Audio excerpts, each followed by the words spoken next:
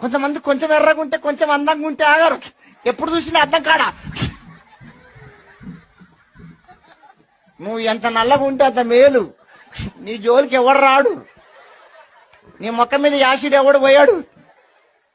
నా బిడ్డ డాంబర్ డబ్బా, జీడి గింజ. నా బిడ్డ జోలికి ఎవడు రాడు. అందములో అపాయం ఉంది, జాగ్రత్త. అందం మోసకరం, సౌందర్యం. హైదరాబాద్ లో కొంతమంది తయారైతే వాళ్ళకి రోగాలు పుట్ట.